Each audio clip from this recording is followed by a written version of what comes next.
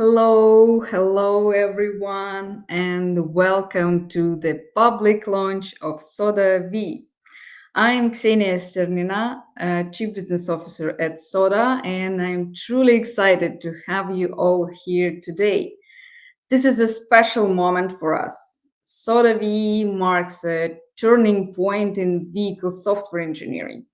And starting from today, December 16, Sodevi is officially open for registration to everyone. And before we dive into today's agenda, I'm happy to introduce industry experts and our friends who are joining us to share their insights on automotive trends, innovations, and of course, their thoughts about Sodevi. Florian Roth, managing partner at iProcess and former Tesla. Ben Anstey, director at PI Engineering Consultancy, previously Rivian. Frank Kerschkila, director at Volkswagen.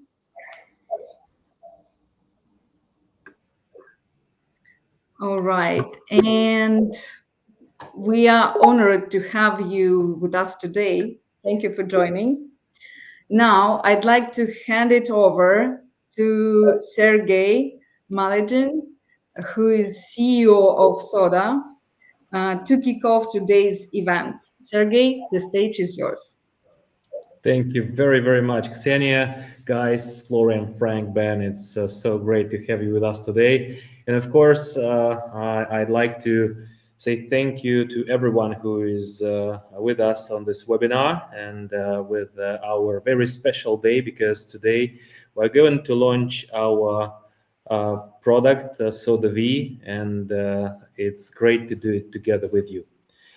So before I go to show you some real stuff today, because we definitely are going to see something real, I'd like to start with a very quick introduction to the context we operate today, because I find it quite important to align why we're here and why all of that is actually needed. So as we said, Soda V is the reason why we're here. And looking at the context, I'm sure we all are reading newspapers and we see news around Europe, around US, and there are some other news coming from other parts of the world. Automotive industry is in a challenging situation today, and many companies are having to reduce the cost, are having to find their new ways of doing the things. And 2024 is the year where it starts, but I think that 2025 is the year when we will see even more context like that. And there is an opinion, and it's not just one person who is Elon Musk who is saying that many car companies won't make it at all. An example of the latest news from Nissan, we've got the information that with the cut of 9K jobs earlier this month, they actually have only from 12 to 14 months to survive. I will not comment on this information saying is it true or not, but if it is, then it really shows this situation. And why it's happening? Clearly, if we compare the things with the new emerging players, especially those who are coming from China today, who are able to make the vehicle release in just 1.5 years compared to traditional cycle, which is 4 years. If I really compare this to some real life example, then it would be quite similar to the vehicle running 90 kilometers per hour to the vehicle running 240. So that's the real difference, and that's why it's happening. And the new reality actually is even more strict. It's 12 months for a new vehicle. That's how it should be, and all automakers today need to be able to deliver that. If you can't do that, well, it's going to be an issue. What can be done around it? Doing nothing is always an option. Yeah, this is fine. We all remember Nokia. And they also thought that it's quite fine. But reality, based on what we see as the signals from the industry, market loss and job cuts in just 1 to 2 years, doing something to patches is kind of a way, because we obviously know that many companies do experiment with AI. They apply software updates for part of their vehicle architectures. They try to introduce centralized architectures to decouple software from hardware. So something is happening, but is it enough? I would say no. And it leads to the same situation with market loss and job cuts, maybe a little bit later, something like 3, 5 years, but same result, just a little bit longer. The only option here is to transform, which means make real changes, act now, and try options. Does it guarantee anything? No, but it gives fair chances to be competitive. And when we say make real changes, we must remember that when we try to make software defined vehicles, you cannot achieve it only through changes within the vehicle itself. It also needs to come with the entire reboot of the system, starting with the mindset, changing the culture in the organization, making sure that the method is right, and the processes and the tools are fully tailored to the new reality. And in order to achieve all of that, we need to start with looking at what we have today. And we really need to find all the places where we can remove waste, remove friction from the process. And this is how we can optimize a lot of time and cost. At the same time, there are many things which we can introduce, which is challenging but quite possible. It's end-to-end optimization. So the story needs to be optimized end-to-end. If you try to adjust certain bits, you won't achieve too much. You can apply automation as well, especially with new emerging technologies. More capabilities are available to us. Collaboration is key, working as a team, working on one project and one goal, and understanding all of that, understanding actual contribution to the ultimate result is absolutely essential. Finally, engineering experience is the key and is the king, because we always tend to accept that we need to think about user experience, final user experience. But who is thinking about the experience of engineers? That's also equally important to make the right product. And what if we can find something and create something which is simple, which is fast, which is accessible and available from anywhere, which is entirely powered by full power of AI and other similar technologies, which is based on digital twin as the foundation, and which introduces the joy of engineering. What if it can be just one tool coming from idea to certification? One tool instead of many, more than 15 different ones. If we look into our software engineering process, we tend to work with dozens of different systems. It's actually many more than 15, but it's a lot, and we have to handle all of this complexity and integrate it together. What if it can be one? What if it can be one tool enabling the entire V model of software engineering end to end, starting from vehicle level through features, systems, software, and implementation, up to the systems, software and systems validation and vehicle validation and homologation. And this is exactly what we call SODA V. That's exactly the tool we created here. And today, I'm very happy to announce that this tool is fully available. It has free version, which allows you to do most of it. And there is a pro version available starting from just £50 per month. Now, by having said all of this, let me actually present this tool to you. I will share my screen in a second, and we'll be able to experience the entire uh, the entire path of how it could be done. So, okay, so I'm starting just with my website. This is Soda Auto website where I can go. I'm landed on the Soda V page where I can browse the information about the tool chain, and I can also see the pricing, which I just presented to you. And what else can I do? Yes, I actually can sign up straight away. Let's do it together. So let me create the new account for me here. So I'll go here. I will register as myself, and I will create the new team. Guess what? It will be sorted at Ota. Let me sign up here. Sergey, we still see the website, so we don't Yeah. see your.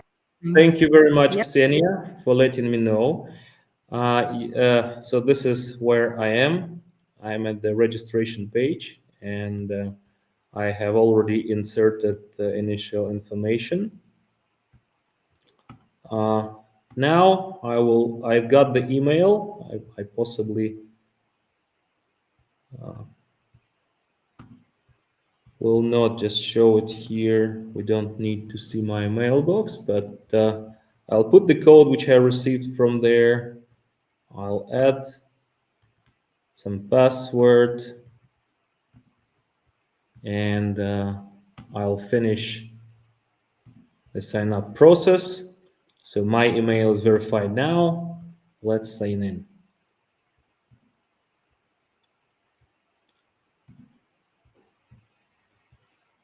Here we go. Now I'm in Soda V, and this is the welcome video. Now I can go and create everything in this system. So as I was saying, this system covers the entire V model of software engineering. So it starts with the vehicle, goes through the features and systems. So we can do all of that here. Um, Let me just check that everything. Yes, that's exactly me here. I will start with creating a new vehicle. Straight away, possibly I will call it my first vehicle. Let's make the creation. In the same system, I can go to create some high-level attributes. So I start with just defining what my vehicle is. And let me add some requirements such as maximum vehicle speed. I can also add my actual vehicle type, which is quite important. Um, Let me, yeah, this works fine for me. It can be M1 just as a passenger car. I can also add any other requirements, and I can do that by selection from already predefined presets, or I can add new.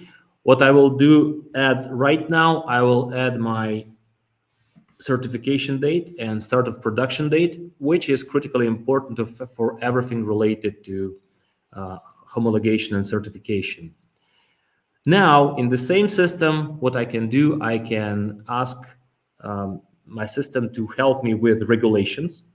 And of course, we know that there is a huge database of all regulations possible. What I'll do now, I will ask my AI assistant to help me with the regulations.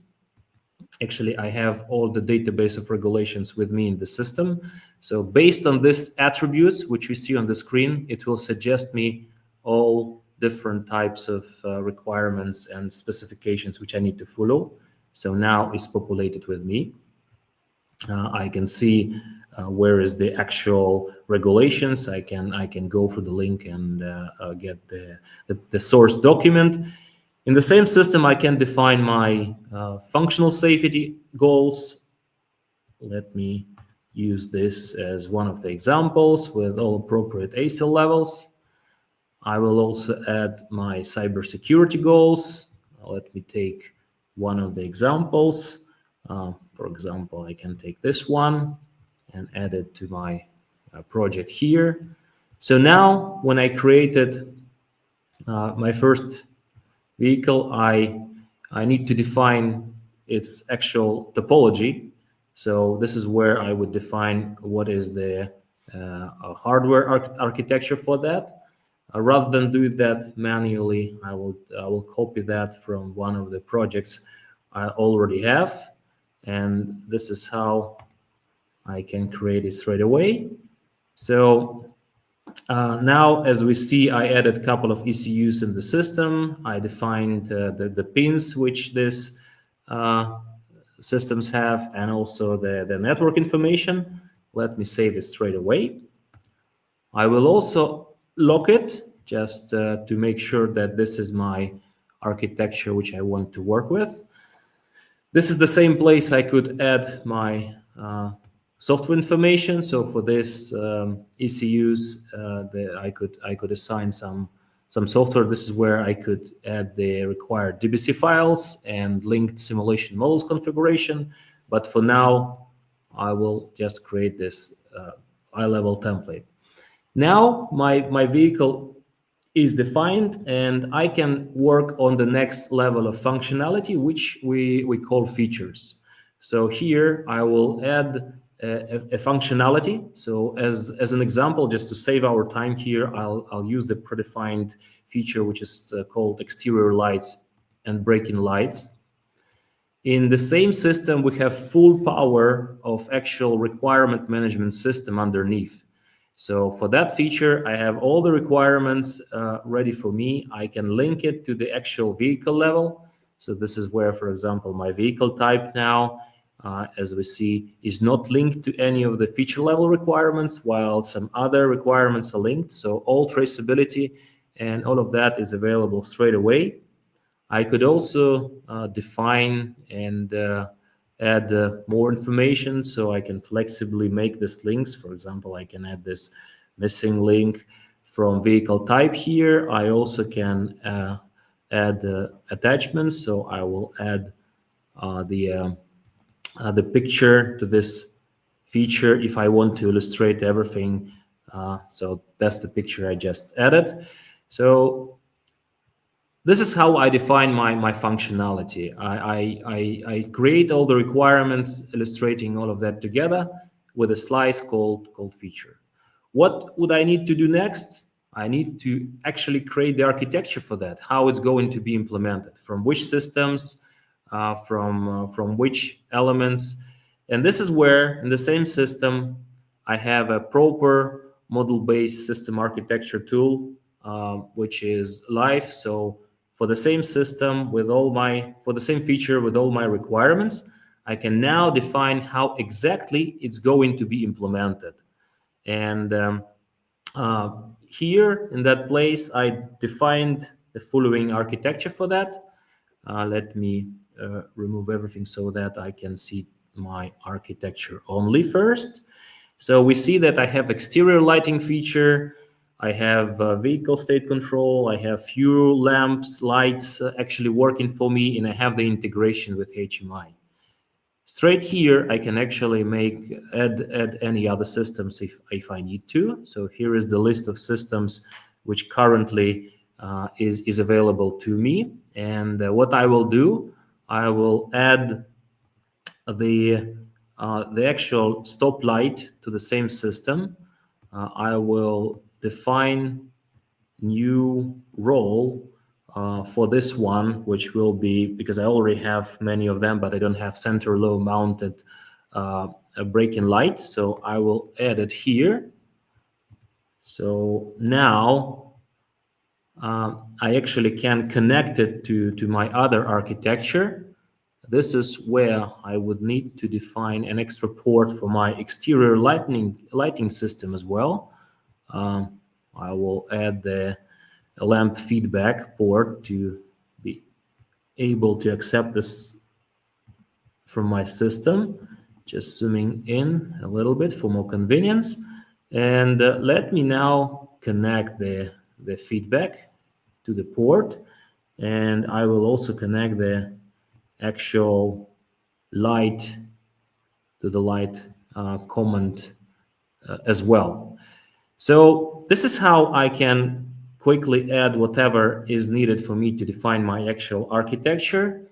And now in the same system, in the same place, I can see not only requirements on the feature level, but I can see how my requirements, if I select, just zooming out a little bit, if I select the other systems such as HMI or exterior lighting, I see how the requirements on the system level are connected to that.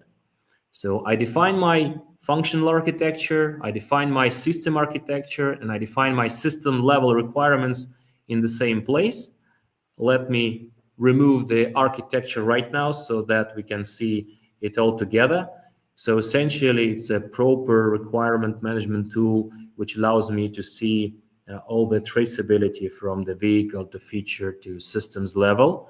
It's entirely data driven, so I can see that actual elements of it is not just text. I can quickly add any other objects I'm working with into the definition of any requirement. I can add any extra traceability as we did before. So this is how I configure all the links and everything together. All right, what we just achieved here, we achieved ability to create the uh, uh, architecture, both starting from the vehicle and feature level down to the system level. But now, uh, what would happen next? I would, of course, need to develop my actual software. So this is where we do have already pre-developed library of quite many software components. We do it in it supports different ways of doing that, of course, but it can be MATLAB Simulink based. It can be also based on C++ or Rust, whatever. So with what we do in Soda, we make MATLAB Simulink based implementations, and this is the list of models which we can distribute, which are fully linked to the architecture requirements I'm showing you here. And there is a lot of already available both features and actual components in the systems which can be reused or modified according to the changed requirements we see on the system. Now I'm switching back to my SODA-V. So we stopped here, and when I finished my software implementation, I actually need to create the entire validation suite, right? So I need to validate everything, and for that I need to create the test. What if I can do that with AI? I have my AI assistant straight away. So for this overall feature, which includes everything for brake lights system or for brake lights functionality, and I will ask AI to generate the entire test set for me. So the test set generation actually started. This is where I can go to my SODA-V and I can go to the actual test to see what's going on there. I can also use this link conveniently placed straight in my link. So we see that tests are being generated as we speak. Few of them have been added now. So it's 16%, and we are getting more and more. So the system, what it does, it was looking through all the requirements which were created around this feature. It was looking through all regulatory requirements as well as the context, such as what is my vehicle, what is its configuration, and the system suggests what are the tasks which are needed to validate its functionality. So this is how I go to the testing with the same tool with full power of automation with AI. But that's actually not yet it, because I can go even further. What I'll do now, I will take my newly created vehicle and set it as the context. Now I will select one of the tests here, let it be, and by the way, the entire test set generation just finished. And I'll go into this. So whatever is that, let's use this one. This is actually the implementation of the code of actual tests. So at this point, I'll for a second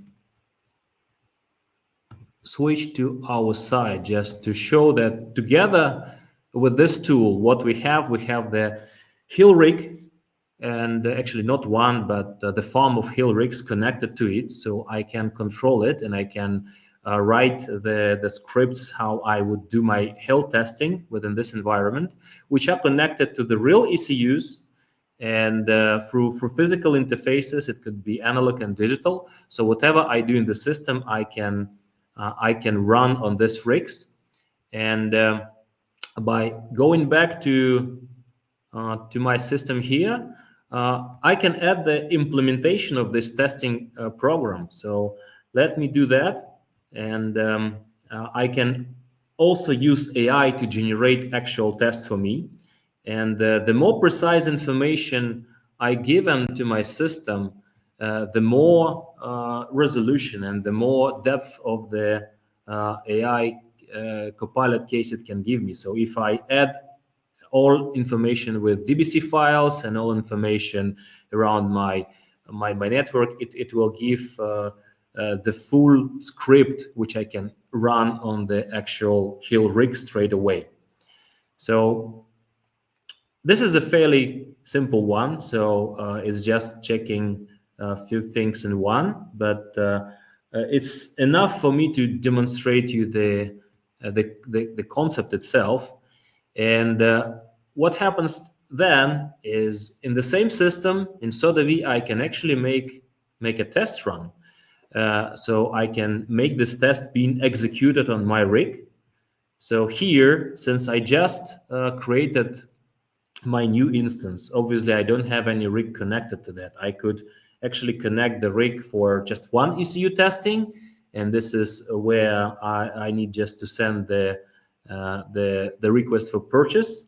I could also ask for the rig for 10 ECUs. So let me send this this request to our team.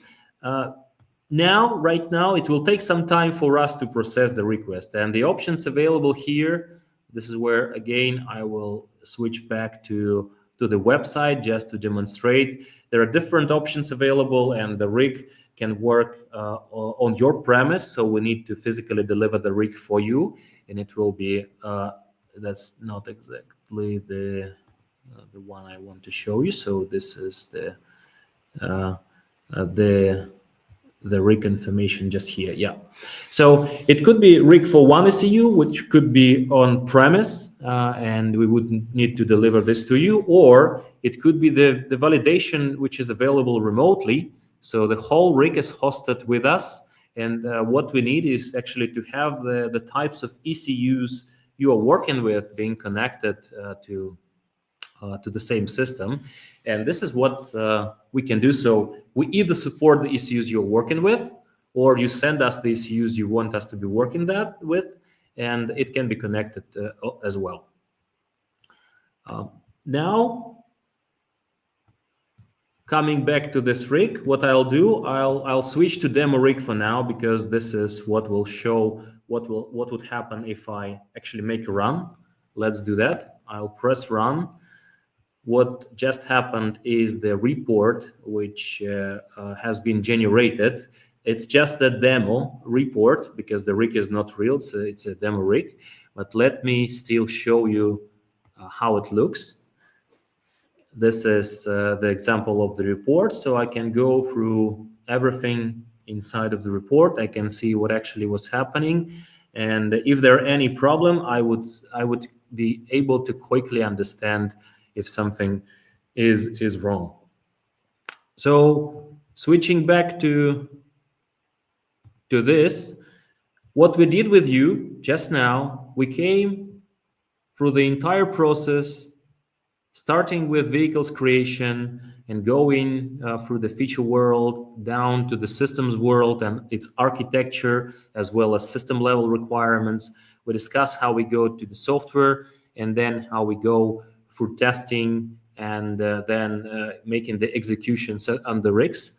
I didn't show you all these configurations, so we can add this into the system, and we can define the rigs and make the configuration full of simulation models.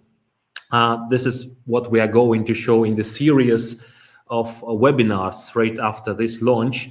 We'll launch a series of technical webinars just to illustrate how it actually works. But today, what else I will do? I will now switch to some other environment. So this is a different environment which is already coming together with a rig, and actually sim connected to the same thing. And now I will bring myself to the picture, and what we see here, guys, this is Soda SD rig, exactly the one which I was showing to you. And on the screen there, we have the Soda Sim product fully connected to the same rig. So what you see there is the vehicle model of a car, which ECUs are physically now here. So the real code is running on this ECU now, being connected to other software elements integrated as a whole vehicle and running in the vehicle level simulation. Let me start this simulation straight away, and we will see what happens. Where is this one? Okay, let's go. So I'm running it now. I can see that the system has initialized, and we see the brake lights actually connected. We also have some simplified version of brake lights connected directly to the rig for better visualization. So once again, this is a simulation environment where the vehicle is running the actual code for vehicle dynamics and braking control features and braking lights features executed on this rig, which happened just now with us. So the whole combination of requirement management to the level of validation, both hill mode, and finally vehicle level in the simulator working together. This is where my demo ends. I just want to remind you guys that Soda V is available right now. You can go to our website and register. So possibly that's the point which you didn't see, or you did, I don't know, because you saw some different tab. But you just go to soda.auto and you press sign up. It's free to use, so you can create your projects there. If you need more features, you go pro, and it's here. Please welcome. Ksenia, over to you now. Thank you, Sergey. And I had internal information that while Sergey was presenting, we've already welcomed our first clients registering through our website. So yeah, congratulations to us. Great. Huge thank you to Sergey for the demo. And now I would like to switch to our incredible experts who share their insights and perspectives. I'm adding them to this page. And Right. I would love to hear your perspective, your thoughts, your insights, and I would start with question to Florian. You've had experience at Tesla and now leading automotive project as a consultant. Is this a real challenge for engineers to use multiple tools? Could a all-in-one solution like Soda V help? And what do you think about it in general? Thank you, and thank you, Sergey, for the presentation. Great presentation. Yes, in general, I think it's a huge problem in the industry to have like dispersed tools and that are not integrated with each other. So I personally, I was always an advocate for integrating the tool chain and giving the engineers the right tools to do their job. If you can get that off the shelf already integrated, even better. I think we lost most of our time as an engineer, and we also created most of the problems when we had non-existing interfaces between tools in both on the left side and on the right side of the V cycle. Sergey, I have a question for you. One thing we run into, which is really a headache a lot of the times, is configuration management, right? So how do you handle the situation that you don't have one car, but you have one car that has X versions? And I mentioned that in webcasts before. So at Tesla, when I left, we had 12,000 versions of the Model S. So obviously, it's not one requirement specification. So how does your tool actually tackle this kind of challenge? Absolutely, yeah. Thank you, Florian, for the question. And of course, with the tool itself, we do have all the version control, and we actually embrace the changes. So for us, changes are friends, and changes is inevitable requirement. It's not something we should avoid. It's not something we should try to minimize, because this was always a kind of a way to think about it in the past.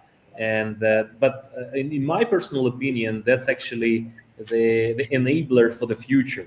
As you're saying, making all these changes make ultimately each car personalized. So every car can be custom just to a specific user. And in our tool, we fully support all this variety of different versions, so that you can actually validate certain amount of changes kind of together, just because they are coming from the same source, but where they are really different, you can always test them separately as well. And then you can manage the way um, how you combine this into your holistic testing plan, so that you actually maintain that level of testing required to give you enough confidence that you tested all of them with a significant level of time, and then eventually in the sim with miles of testing, right? So yeah, short answer is yes, changes are good, they're required, and they're fully enabled by this approach and by the system itself. I can show many things right now, but I really think that we'll have so many questions that we possibly keep it for the technical deep dive, which we will arrange, because like requirement management world and changes control there is the entire separate topic where we need to be, but maybe not on this launch event. But Florian, this is a great question. Thank you very much. I completely understand the importance of the question. Thank you, Florian. And I have a question to Frank. So, Volkswagen is a key player in the shift towards software-defined vehicles. What steps do you see automakers taking to integrate engineering tools, for example, like Soda V, into their existing processes? And what do you think in general about Soda V? Yeah, so thanks for the question, and thanks, Sergey, for the great presentation. As Florian alluded to, the question of tools, tool integration, tool complexity is bothering us as well for many years. I mean, there were even articles in the media about PMT kind of readiness we had at Carriot. So that's public news that this is important. From my experience, it's always a little bit like the trade-off between having the coolest experts tool, but then you have a number of them, and we actually have just many tools available. We just had started a year and a half ago or 2 years ago an initiative to consolidate our tool landscape, especially to be faster and more efficient on software, where the total number of tools had reduced. But still, we maintain a world with a number of experts tool being used in the software industry, as well for requirements engineering, for software coding, for testing, and so on. So the answer right now on our end is more than one, because we would like to take the best tools and combine them. But of course, that creates always a level of complexity. So from that perspective, I like your approach to try to consolidate all the workflows in one tool, because as Florian said, it's not only about complexity as well. We did a study at Ford some years ago when we were dealing with ALM and PLM at that point in time. And we found out that more than half of the time an engineer is looking for data. So if you clean up the tool world and if you ensure that the data are available, probably including some links to the mechanical world, which has to be considered as well, even if we talk SDV, the car is still physical. So I like the idea in general terms, and of course would like to see how that scales, how you can bring all that functionality others spend years on into your tools. But I very much appreciate and support the idea as such. Thank you, Frank. That's absolutely valuable feedback. And just wanted to say, guys, if you leave your comments with our webinar page, we'll have it straight away. So I mean, this is for our audience, for people who are watching webinar, and we hope to have some time to answer them. So feel free to go to the page of webinar in LinkedIn and leave your comments straight away. Amazing. Thank you, Frank. And I have a question to Ben. With experience at Rivian and now leading engineering consultancy project, what role do you think tools like SodaV will play in accelerating software engineering and certification process? And what do you think in general? What's your Yeah. overall impression? So thanks, Sergey, and good demo. I think at the beginning you talked about the acceleration of product development. Whether it will get to the kind of panacea of a year or year and a half, we should be striving to go faster, and faster means for a given complexity, reducing overhead and efficiency. And so I think left shifting a lot of the design decisions, so we make better design decisions at the point of engineering the solution, and then trying to virtually validate with things like the digital twin, and particularly around certification. There are many cases where the certification is found out too late not to comply and you're on a reactive mode, when in reality, quite a lot of these things, whether it's through an interpretation in the requirement model and how you test it, or it's just purely proving that you continuously meet the certification requirements necessary to sell in a given market or product space, tools can help take a huge amount of risk that inevitably results in late launches or launches which are less than ideal. And so I can imagine a lot of benefits from that reusability in how you apply those logic as a business. That becomes your IP in effect. And through building a large model, you can continuously guarantee that you design right first time, or at least the best you can, in order to take the risk out of your launch and your downstream custom pain.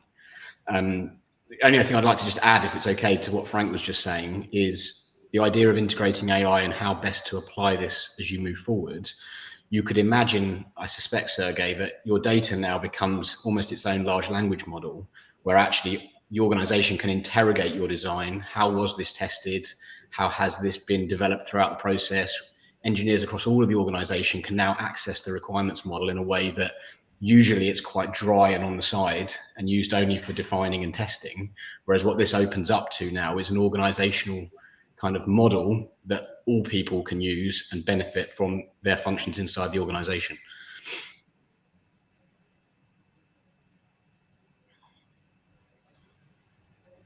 Sergey, muted.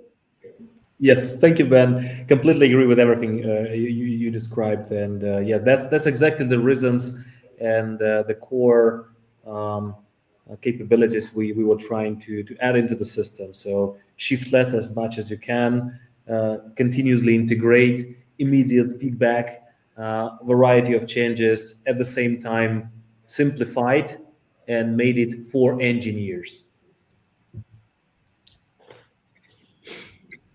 Wonderful. Thank you, Ben. And I would love to introduce our industry expert, Dominique Mazzoni, Head of Software Internationalization NEO. Thank you for joining us at your vacation.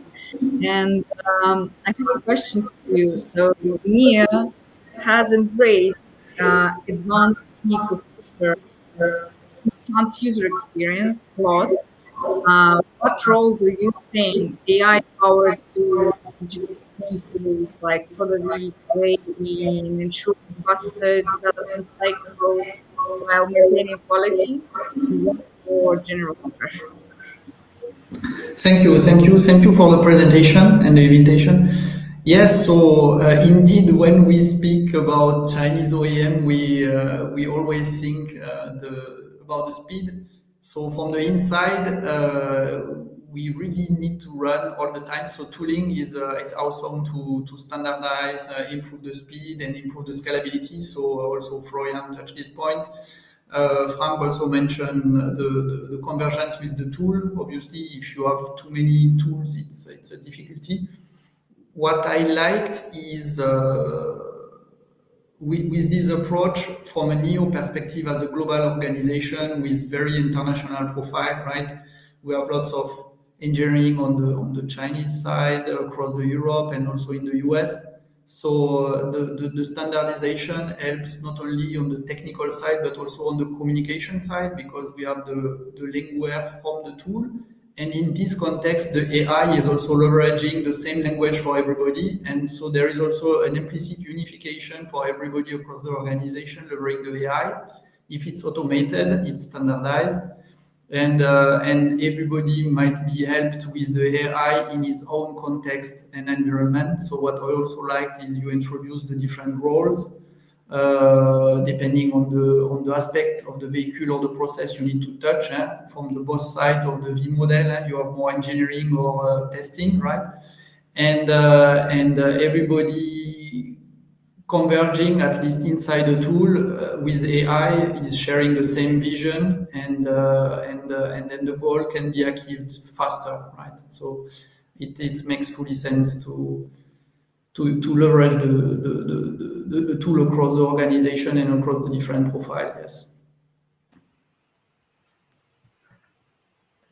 Fantastic. Thank you, Dominic.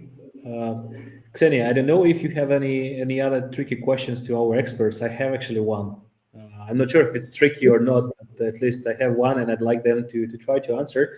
So I'm quite interested to hear from them. Is something what we're showing today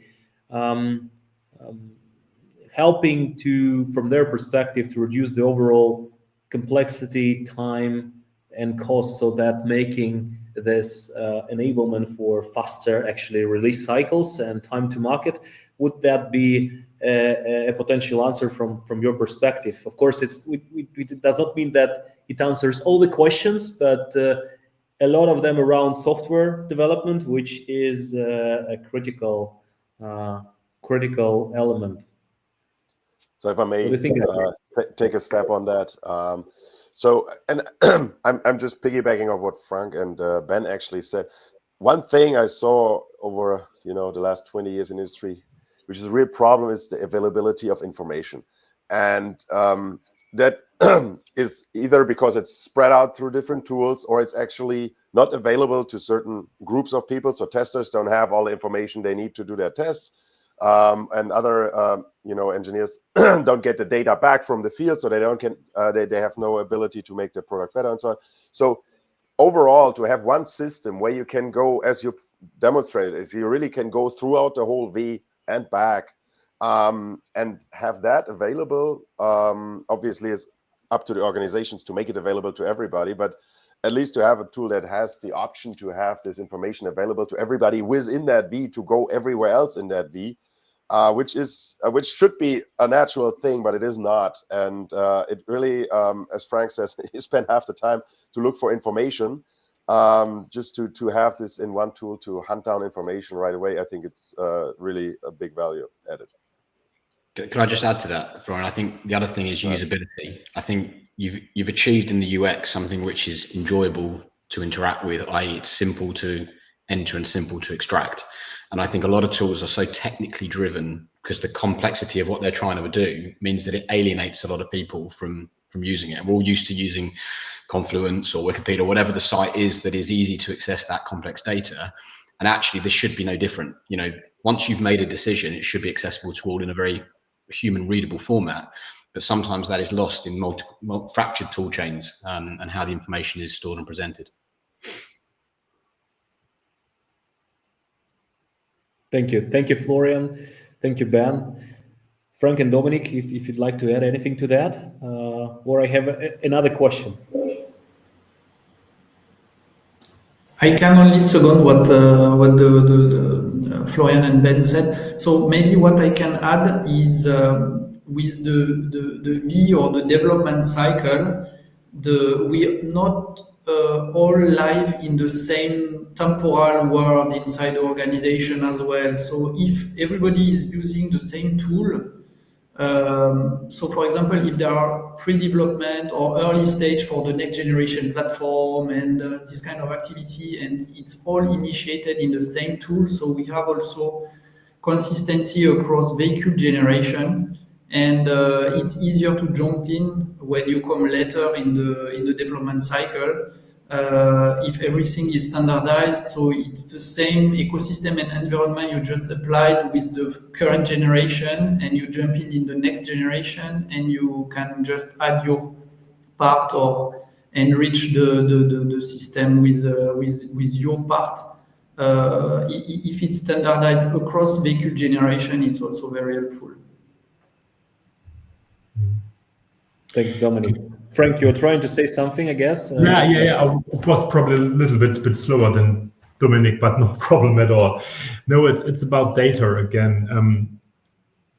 I know that you are providing a tool, and my statement was probably a little bit provocative, but after 25 years in the industry, there is a kind of notion that we believe a tool will solve a problem. That's wrong. A tool is always there to help.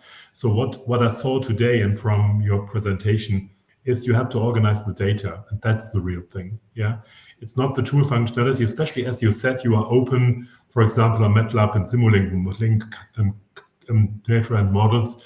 So if your tool helps the industry to become the integration hub for the data, providing a lot of good functionality, you showed as well on virtual testing on Hill, etc.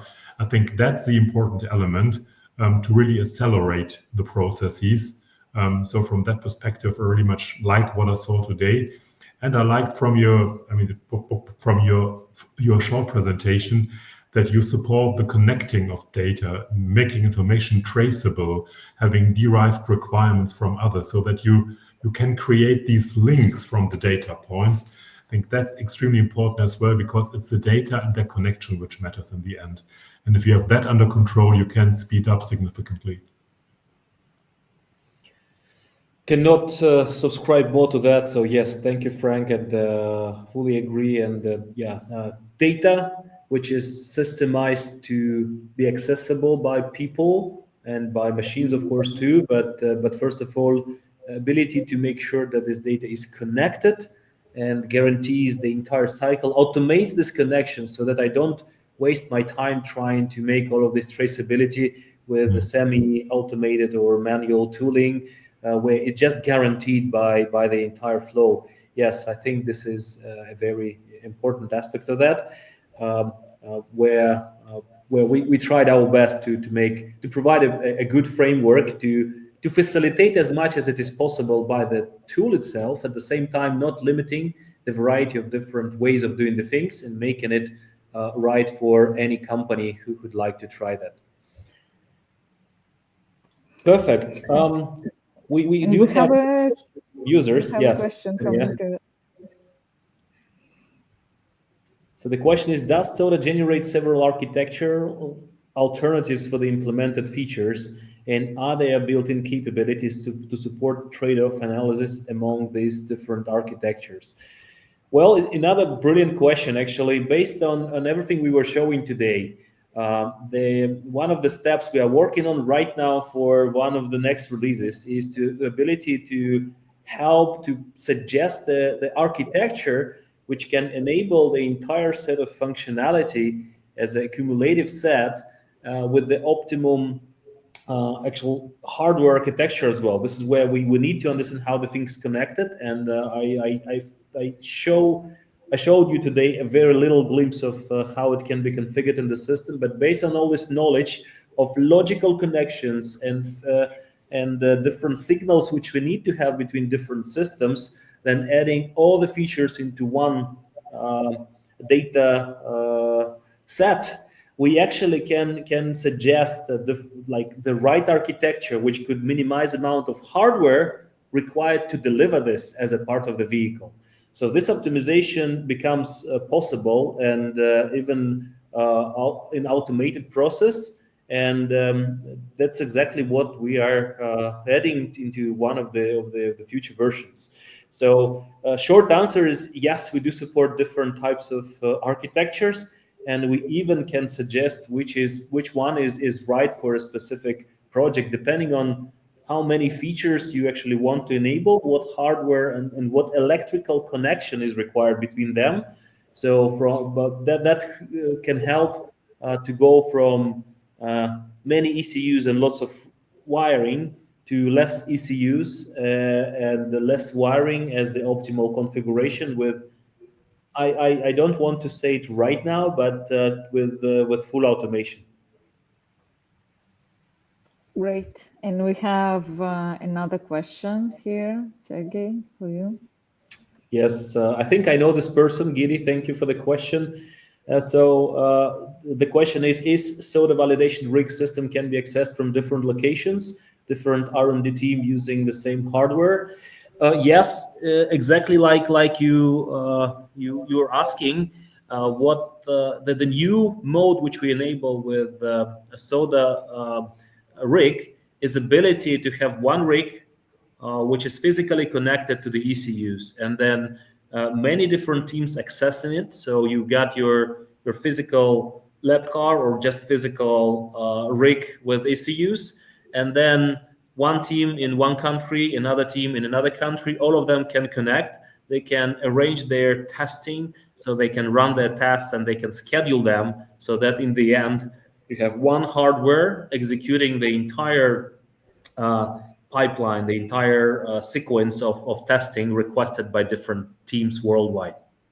This is a mode which we enable in addition to traditional approach where you have to own the rig. And if we really speak about the business model here, that mode also enables you not to own the rig, but actually rent it or use it on demand, which is quite similar to how you would do with your infrastructure world, so that you don't have your server room anymore. You go to AWS or similar, and you get your infrastructure there.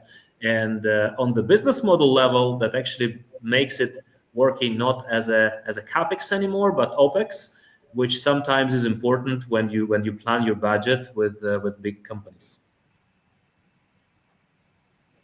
Thank you, Sergey. And I think I have a closing question for everyone. What are the key innovations or strategies that automakers should focus on to stay competitive in this rapidly changing landscape?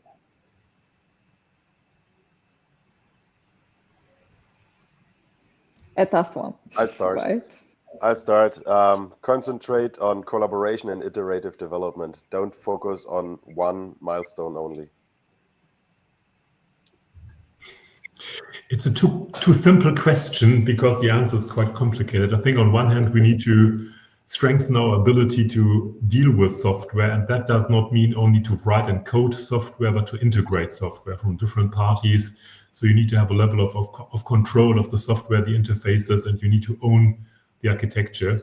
I think that's very important. But to me, SDV is not just an evolution of more software in the car and probably more connected. It has some disruptive elements due to its potentials, and we need to be prepared for that. So I think it will drive some changes in the organization, not only in PD, but as well in manufacturing and service. So if we would really like to make use of the benefits of SDV, we need to change more than many people assume in the moment.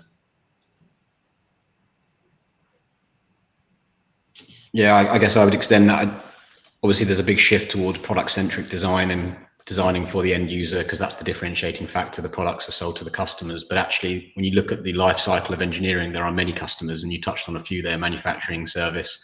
But even under the skin, there's lots of elements of the safety concept, the cyber concept, the compliance side of this, and actually the IP with which your OEM will become their defining brand of how they deliver quality at speed. And I think if you bring all those together, it isn't just delivering the best features, it's doing it within an environment that does it both fast, repeatably, and robustly. And you could easily go product centric, and then you could lose any one of those characteristics and your brand suffers as a result.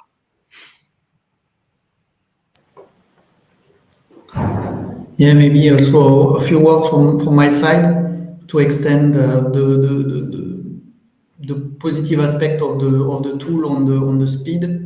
So we touch a bit the AI. I think Xenia can confirm she was moderating a conference in Berlin recently about SDV, where there was some presentation about leveraging AI at the different stage or in the different process needed to implement SDV.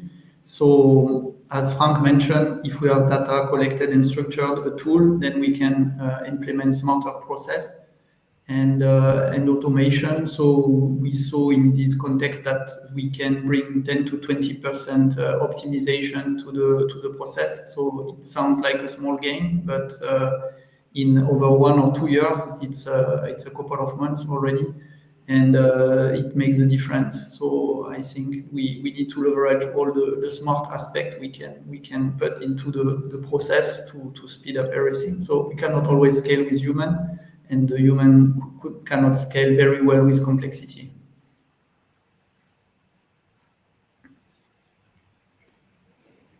And Sergey, what's your opinion? Well, opinion on what? Opinion on the event? I find it great. It was our pleasure to share all our recent developments and the new tool here in the world, which is fully available, which is just here. Go and try it. Number one. Number two, I would like to thank all our guests and great industry experts who were with us today, because your opinion is absolutely kind of super valuable for us, and having you today really helped to make this event very special. So thank you for your contribution and all your information. And just very pleased and happy. Thank you, guys. Thank you so much, and expect from us more webinars with more technical details. But for today, just a celebration. Thank you, everyone, for coming. Thank you. Thanks, bye-bye.